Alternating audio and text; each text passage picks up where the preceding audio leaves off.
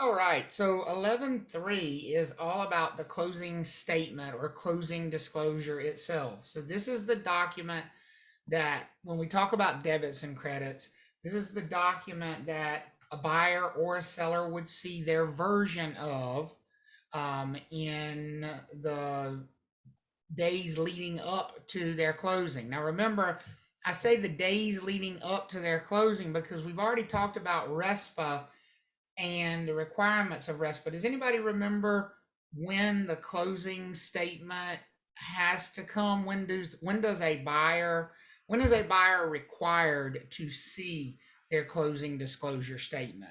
At what point Three in time? days 3 days prior. before 3 days. before Three, closing. three banking days before Mhm. closing. 3 banking days before closing. But also remember that's not a requirement in. Yes, I got your message. That's also not a requirement in all of the real estate transactions on the planet. RESPA is only in effect. RESPA only applies when a loan is involved in the transaction. If someone is paying cash, generally speaking, and there's a little bit finer definition around that, but generally speaking, the way it's going to be tested for you and the way it's going to be practiced for the most part in the real world is if it's a cash transaction, RESPA simply doesn't apply. If it's a loan transaction, then RESPA does apply. Now, that doesn't mean we might not still see a closing disclosure statement in a cash transaction. We do. As a matter of fact, the one that we went over earlier today of mine, that's a cash transaction. There's no requirement at all that a closing disclosure be used.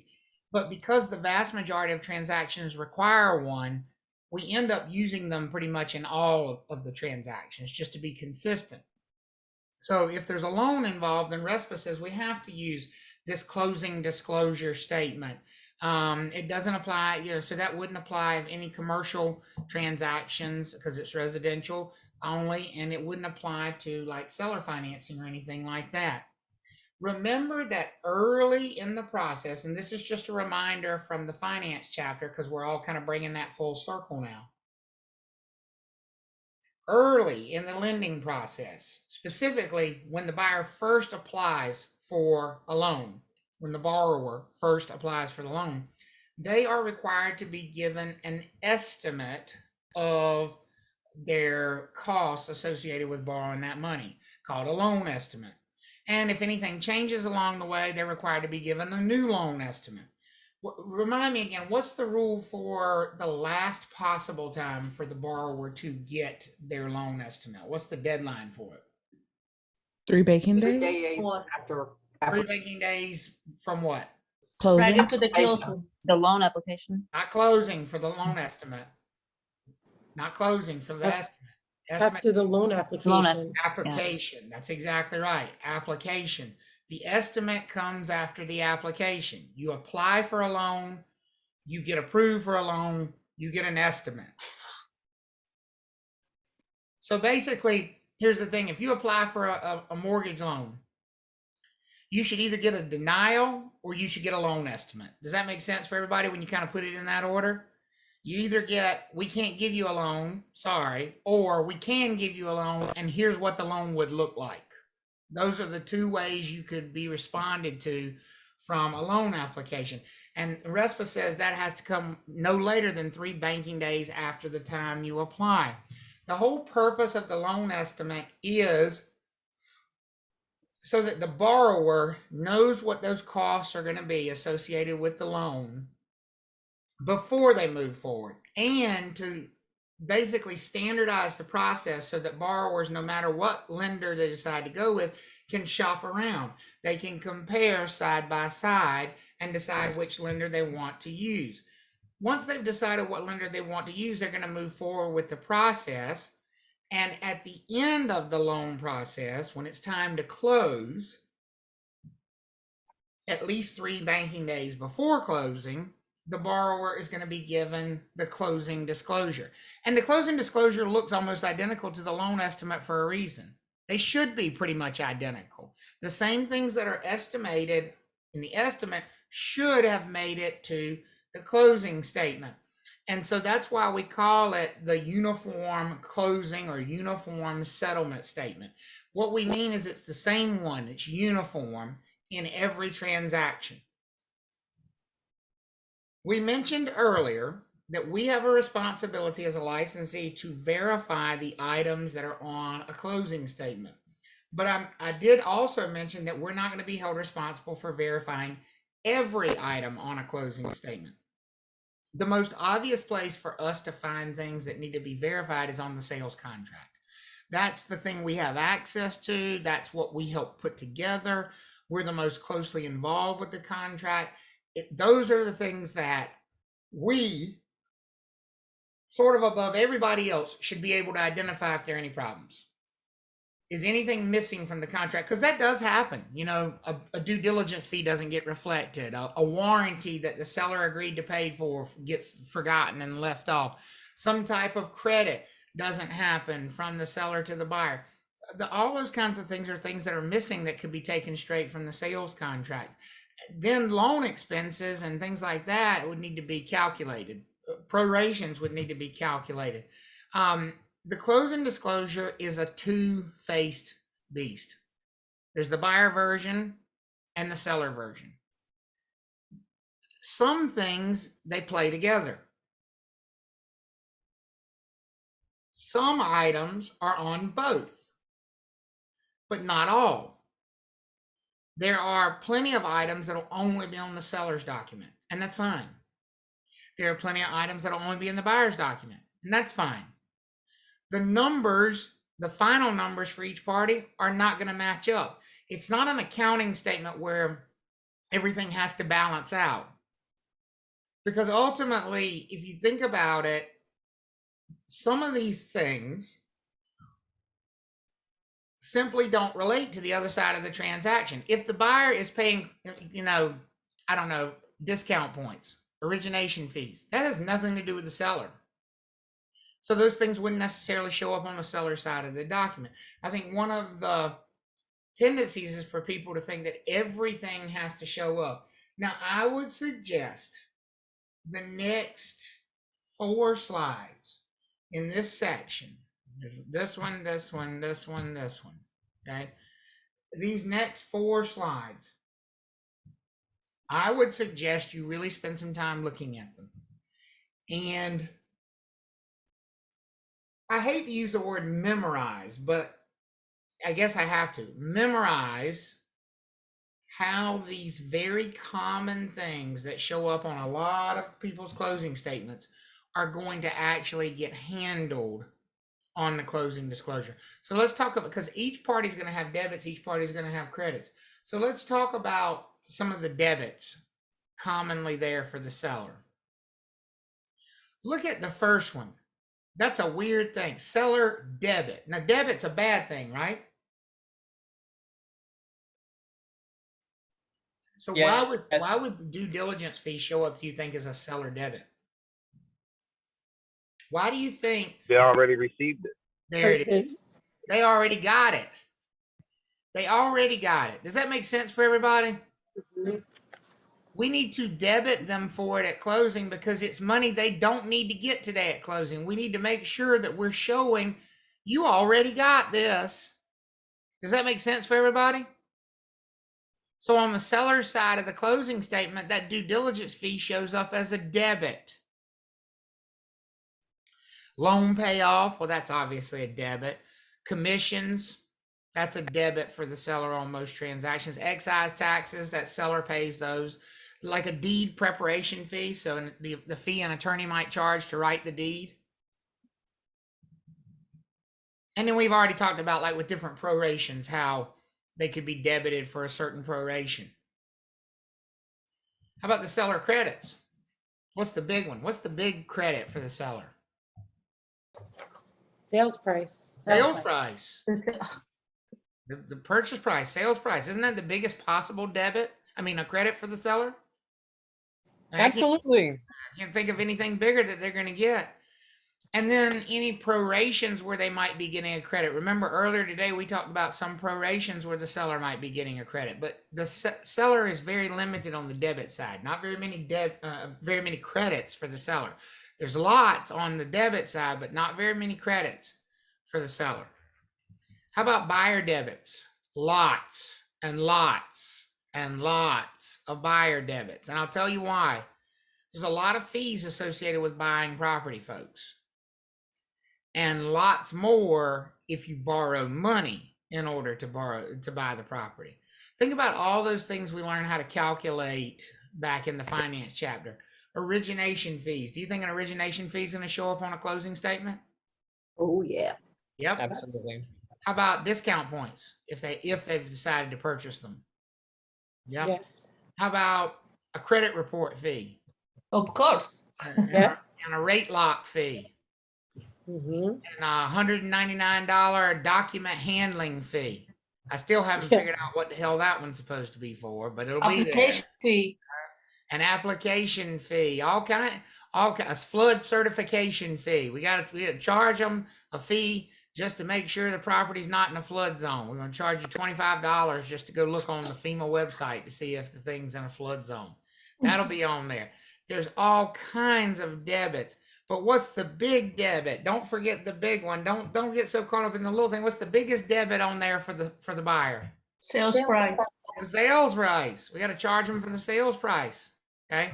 And then any loan-based expenses like interim interest or discount points or origination fees, closing attorney fees, deed recording fees. Now remember, the seller might pay to have the deed prepared, but it's the buyer who pays to have it recorded.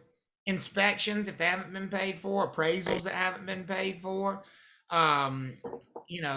escrows. You might see escrows for taxes and insurance that need to get collected from the buyer. There's just the charges or debits for the buyer just roll on and on and on any closing statement. If there's 40 entries total on a closing statement, 30 of them are probably debit buyer on any closing statement. And guess what is probably equally short to the seller credits is buyer credits. The buyer's just not going to get many credits at closing. It's a time for the buyer to pay money, not for them to get credited. But they do get credit for money they've already paid. Look at this: earnest money deposit and due diligence fee. Notice they're getting what for both of them? Credit. Credit. Now, I want to talk about this for just a second because you're going to see this probably on a test. The due diligence fee offsets. It's a credit for the buyer. It's a debit for the seller. Because the buyer needs to get credit for paying it, and the seller needs to have it taken back because they already got it. Does that make sense for everybody? Mm-hmm. But the earnest money deposit is handled differently. The earnest money deposit only shows up on the buyer's closing statement. The buyer needs to get credit for paying it, but the seller doesn't have that money. Think of it this way. Basically, the buyer just gave money for the closing to the closing attorney really early when it comes to an earnest money deposit. Did that money ever make it to the seller? No. No. No, so therefore we do not need to do anything with it from the seller's side. Does that make sense for everybody? Yeah, well, Yes. what was on attorney office or trust account? Right. It's probably just been sitting in that attorney's trust account for a month and a half. Basically, it's just paying early. We handle the earnest money deposit the same way we would. What if the buyer came 2 weeks before closing and said, listen, I'm going to just go ahead and give you my check for $300,000 today. Would the closing attorney take it? Yeah, so sitting there. Trust Yeah. account. They would put it in their trust account and they would give the buyer what for it on the closing statement? Credit. Credit. Would they do anything with the seller side about that check the buyer dropped off? No. No, No. because it didn't impact the seller. And the earnest money is the same way. The earnest money never impacted the seller. It's been in the trust account the whole time. We're just going to give the buyer credit for it and leave it alone on the seller side. Does that make sense for everybody? Mm-hmm. Okay, good. So you might see a test question about that. Of course, any credits they got from the seller, like if the seller is paying fees on their behalf or giving them a credit for closing costs or giving them a credit for repairs, would show up as a credit. And any prorations. where the buyer's being credited. Like, for example, rent proration would always be a buyer credit. So any prorations where they were getting credited. So those are all how all the common buyer, seller, debits, and credits are handled. Think of two different closing statements, right? Two different closing statements. One side by side with the other. One is the buyer's, debits and credits. The other is the seller's, debits and credits.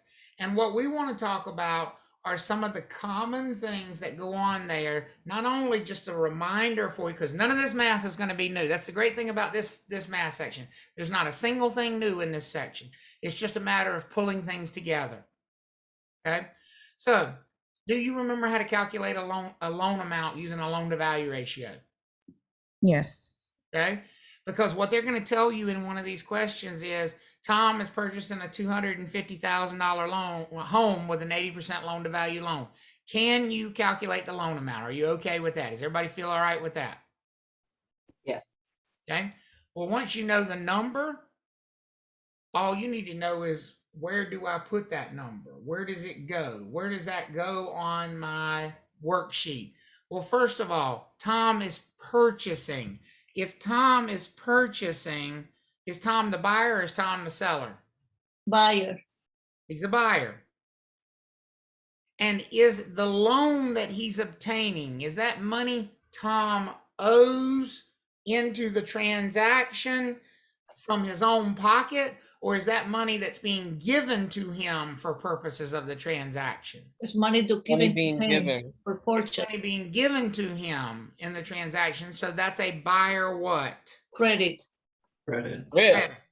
So what you would simply do is go on the buyer's closing statement, find the credits column. Now, on a closing statement, and I'll back up just to show you here, on an actual closing statement, you're going to have a bunch of lines with numbers on them. But here's the real truth. When you look at that thing, folks, as long as you get it in the debits or credits column, it's not going to matter. Because guess what we're going to do with each one of these columns?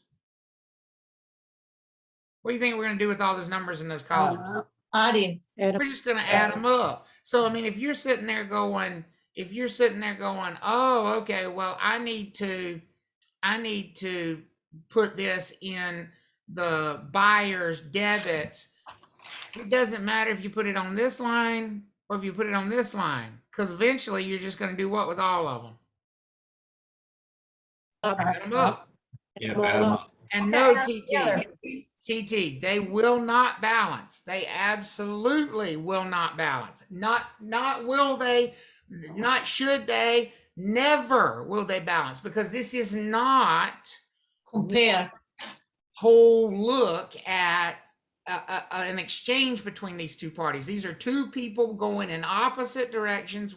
Remember, the seller's paying off a different loan than the buyer's taking out. So they're going to be different loan amounts, right? The seller's paying commissions, the buyer's not paying. The buyer's paying loan expenses, the seller's not paying. These numbers are going to be dramatically different for these two parties. The only thing that ties the two of them together is that some charges need to be reflected on both statements. It's really better to think of it, rather than saying the closing statement, it's better to think of it as, I have to prepare closing statements for two people, and some of these things are just going to show up on both of them. Does that help when you say it that way? Yeah. Okay. All right. So that loan amount, that's a buyer credit. Make sure you get that knocked down. Okay. Another point on these questions that tends to throw people for a loop. We never calculate a down payment directly. We calculate, because there's nowhere in the closing statement to put down payment. I'm going to say that again. There isn't a line on the closing statement that says down payment. Doesn't exist. But there is a line on the closing statement that says the opposite of down payment. What's the opposite of down payment, folks? Purchase price. That's not the opposite of down payment. What? The loan? Yes. Here's my point. If they give you one of these questions and they say Grant is putting a 10% down payment, You cannot use that. That is not useful information. 10% down payment does not compute because there's nowhere to put 10% down in the closing statement. Does that make sense for everybody? Mm, But you know what you can put in the closing statement? The loan amount. Aren't those really the same thing, folks? Yeah. Isn't 10% down the same Yeah. thing as 90% loan to value? So if in one of these questions they say Grant is putting 10% down, what you're going to do is calculate the loan at being 90% loan to value. Does that make sense for everybody? Mm-hmm. Because there's a line in the closing disclosure for loan amount. There's not one for down payment. And here's why there's not one for down payment. Down payment's really actually a pretty meaningless number when it comes to closing a transaction. Nobody really cares what your down payment is. What we care is how much money you need to bring to closing today. And that's the whole point of a closing statement. And that's why we need to basically input every number in the transaction. Ultimately, that bottom line number that spits out at the bottom, that includes the down payment. The down payment is part of that number. That's down payment plus closing costs, plus being given credit for everything that's already been paid in. Everybody okay with that? Okay. Look at this one, interim interest. Remember, interim interest is interest on the buyer's loan starting on the day of closing and going through the end of the month. So on these, if you're given a closing statement question, you might be asked to calculate interim interest. It says interim interest, for example, Jason is obtaining a 30-year fixed rate, 4.5% mortgage loan for $185,000, closing on May 22nd. Well, if we talk about interim interest, is that going to be from May 1st through May 22nd? Or is that going to be from May 22nd through May 30th? Which one is it for interim interest? 22nd, 22nd to the 30th. 22nd through the 30th. There we go. Accrued interest on the seller's loan would be the beginning part of the month. So we got the 22nd through the 30th, right? Which is, if you're counting, 9 days. Remember, interim interest is always that weird one. Whenever you're counting buyer days, you got to do the +1 thing. So 30 minus 22 is 8, +1 makes it 9 days. That's where you'd calculate the yearly interest, which on this loan is $8,325. That breaks down to $23.13 a day.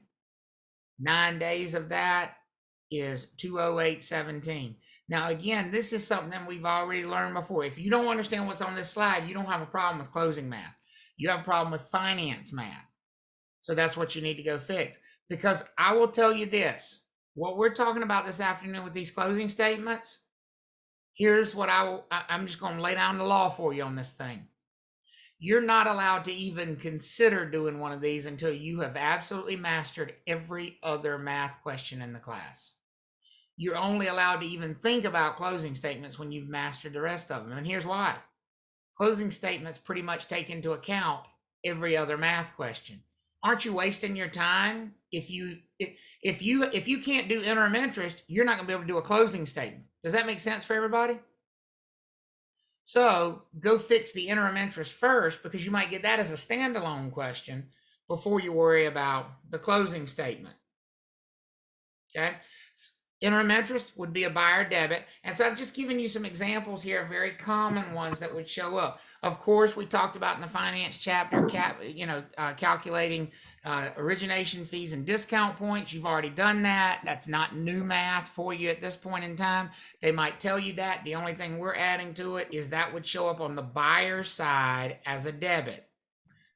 Remember, once you figure out it's buyer, then you just need to know, is it what? Credit or Debit.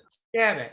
And I can't think of why we would give somebody credit for discount points or credit for origination fees if they're paying for that. If they're paying for it, that's a debit. Does that make sense for everybody?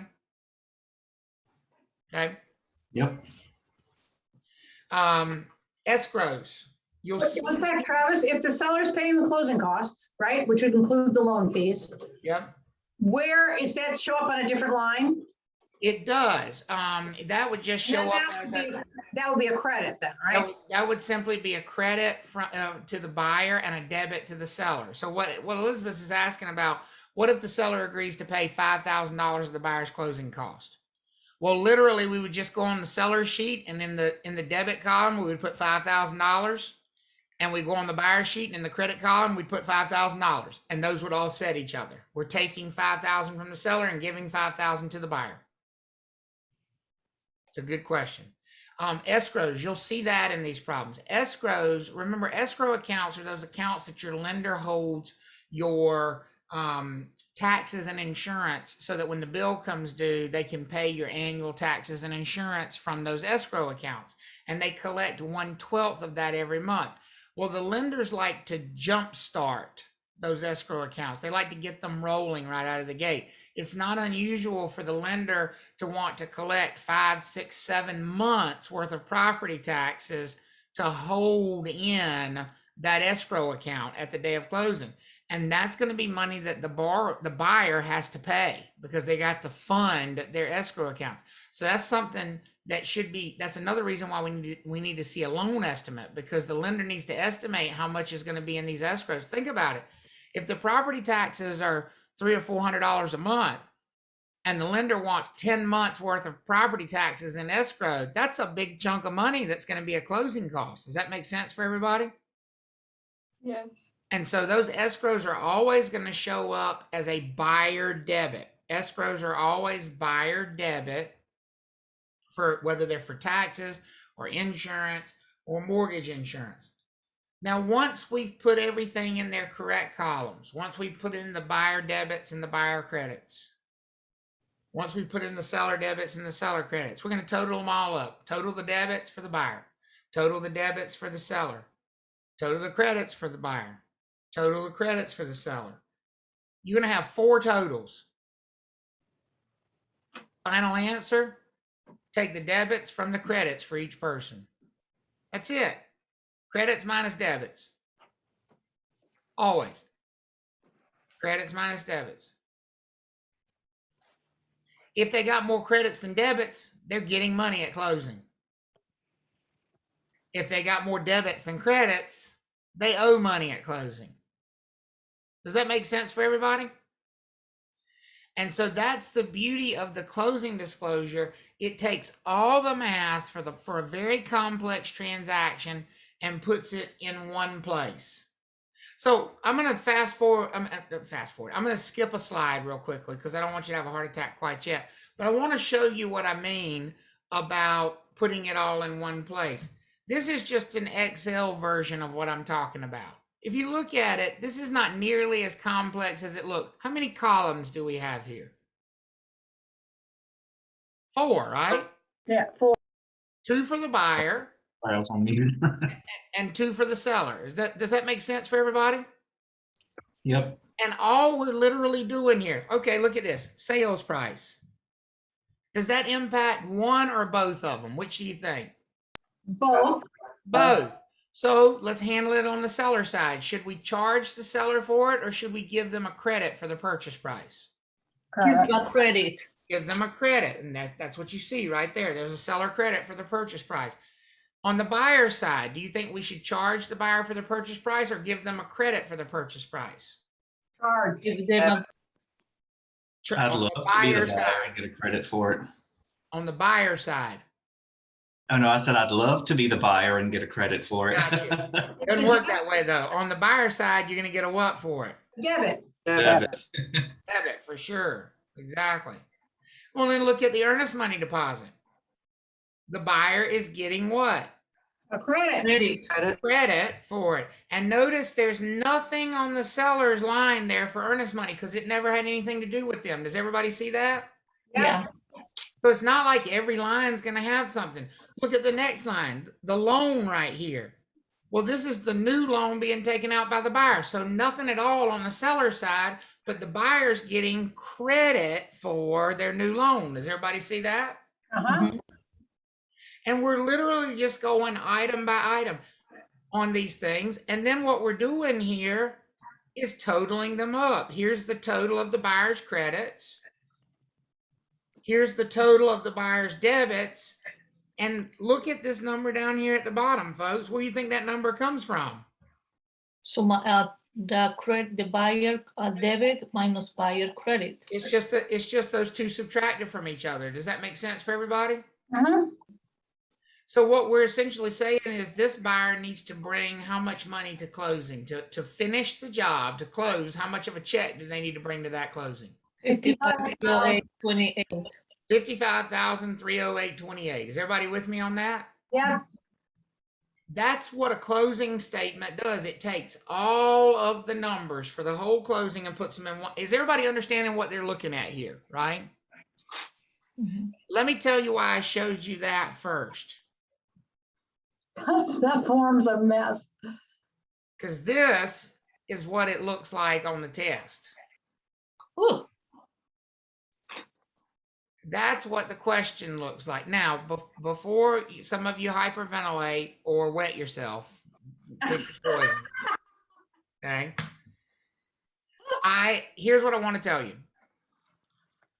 I don't know that you'll see one of these on the test, number one. They have started to phase them out. Number two, if you do see it, you would only ever see one of them, and it would count the same as any other test question. Which brings me to number three. If you get to this question, whether it is the last question in the test or not, does not matter. What are you going to do with this question, no matter how much you like them or don't like them? Mark it and move on. Mark it, skip it, move past it, and go finish the rest of the test. Folks, just looking at this thing, is this going to take 10, 15, 20 minutes probably to complete? What do y'all think? Yes. Yes. Easily. It only counts for one question. Now, here's the thing. Feel free to have that be a side. How many of you are sitting here thinking right now, and you can be honest with me, because I'm a calculating person myself. How many are you sitting there right now thinking, ain't no way in hell I am going to sit here for 20 minutes and try to figure out how to do this thing over one question? Because if you feel that way, you ain't wrong. There's no reason to stress over this. And there's no reason to stress over it when you're studying either. I'm required to show it to you. But at the end of the day, it realistically is not going to be the difference between you passing or failing. So to me, this is the kind of thing to tackle once you're absolutely comfortable with everything else. Does that make sense for everybody? If you've worked through all the rest of the math in the class and you've taken a look and you're like, I got it. Okay, then come back and look at the closing statements, because by the way, this and this are the same thing. They're the exact same thing. All I've done on the spreadsheet there is taken the numbers from here. Watch what I've done here, okay? It says Tom is purchasing a home for $250,000. There's my purchase price. Does that need to go in the closing statement? Yes. It does. And does it need to go on the buyer side or the seller side? Both. Both, right? So that's what I did. I gave the seller credit for it. I gave the buyer a debit for it. Does everybody see that? Yep. That's all. And you literally just working through these things one at a time. It says it'll be closing on May 18th. You know, it says at the time of contract, Tom paid a $3,000 earnest money deposit. Well, does that need to go in the closing statement? Yes. yes, Yeah. credit for the buyer. Only for the buyer. Is everybody good with that? Yep. Yep. And there it is, buyer credit for $3,000. So you go back to it. He's obtaining a 30-year fixed rate, 80% loan to value loan. Okay, well, there's something else I need to deal with, an 80% loan to value loan. They're going to make me do math on that one. 200. Can I say 250,000 times 80%? 200. Everybody okay with that? Mhm. So that's $200,000. That's my loan amount right there. And there it is right there as a buyer credit. Does everybody see that? Where I got it from and how it made it there? Yes.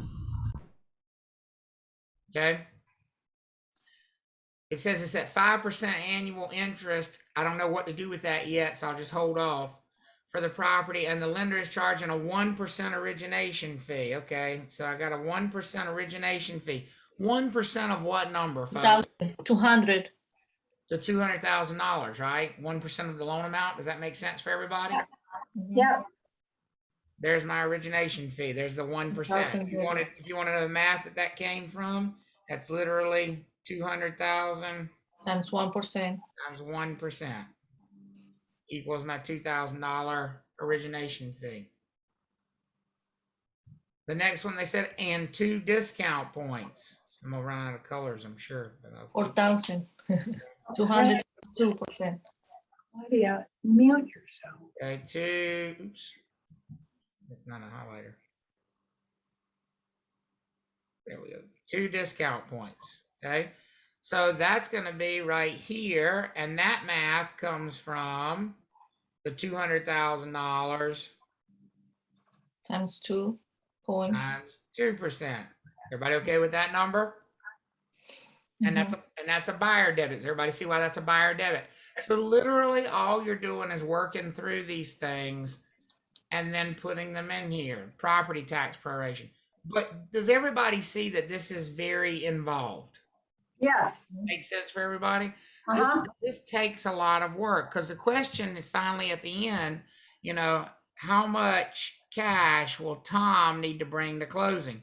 So what they really want to know is the buyer's bottom line number. What they want to know is that number right there for the buyer. That's their question. The only way to get there is to do the full sheet. Well, I've given you another one here in your notes. And I will be honest with you and tell you, I make these for every one of my classes completely optional. And I'll tell you why I do this. If you're already struggling around the edges with the math, do not attempt this, because you're just going to make yourself frustrated, and it's going to be worse, because you can't. This is like trying to rebuild an engine when you're still learning how to change the oil. You got to go master changing the oil first, right? So unless you got all that finance math nailed down, unless you can do discount points every time, until you get your prorations nailed down, does it make sense that there's no need to try to complete one of these? Okay. Well, what I've done is I've given you one here with the full and complete answer already there, so that you can check your work on it. You also have in your Learn, Test, Pass, you have several examples of the math that leads to these, as well as